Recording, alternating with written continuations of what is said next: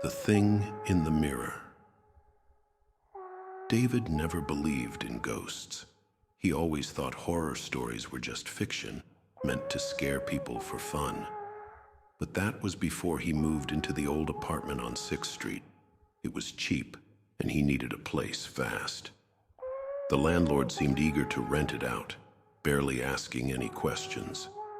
The only thing that stood out was the mirrors in the bathroom, an old full-length piece with an antique wooden frame bolted into the wall. The last tenant left it, the landlord said. It's better if you don't try to remove it.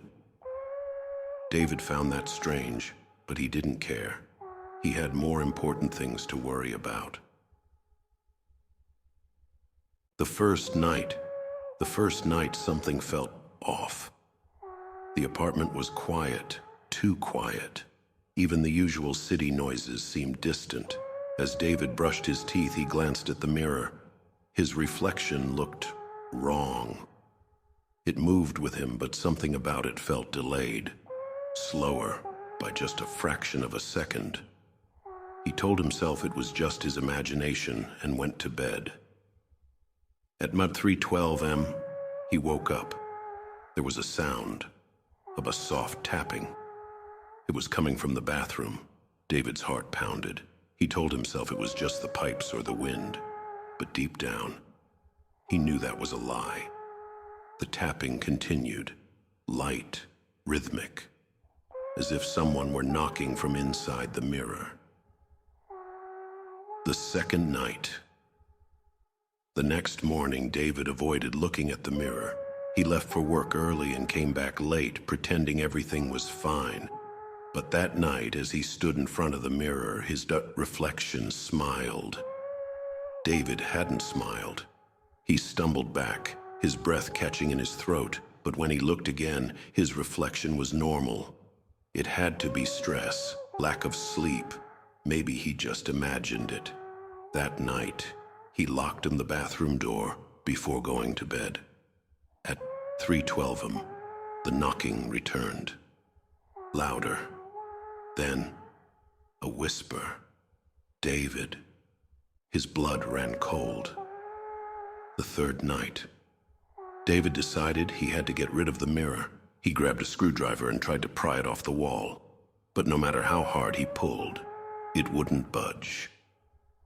His reflection watched him, eyes darker than before. As he turned to leave the bathroom, the reflection didn't move. David froze. Slowly, he turned back. His reflection was still staring at him, grinning. The real David wasn't smiling. Then, the reflection raised its hand and knocked on the glass. David ran. The final night. That night, he slept with the lights on. He didn't close his eyes for more than a few minutes at a time. He kept his bedroom door shut, blankets wrapped around him like a shield. At 3:12 a.m., the knocking started. But this time it wasn't coming from the bathroom. It was coming from his closet. David sat up, paralyzed with fear. He could hear breathing. Slow, deep, right behind the door. Then, the handle began to turn. David jumped out of bed and ran for the front door. He fumbled with the lock, his hands shaking. Behind him, the closet door creaked open. He didn't look back.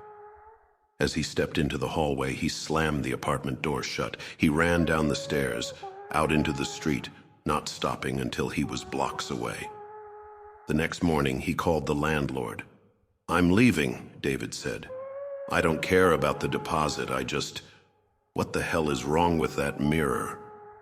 The landlord was silent for a long time. Then he sighed. "You looked, didn't you?" David's throat tightened.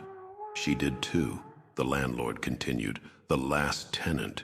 She said the mirror showed her things that weren't real." David gripped the phone. "What happened to her?" Another pause. "She disappeared," the landlord said. "The night before you moved in." David hung up. He never went back to the apartment. He left everything behind. Clothes, furniture, everything. But even now, years later, sometimes when he looks into a mirror, he feels like something is watching him. And sometimes, just for a second, his reflection doesn't move.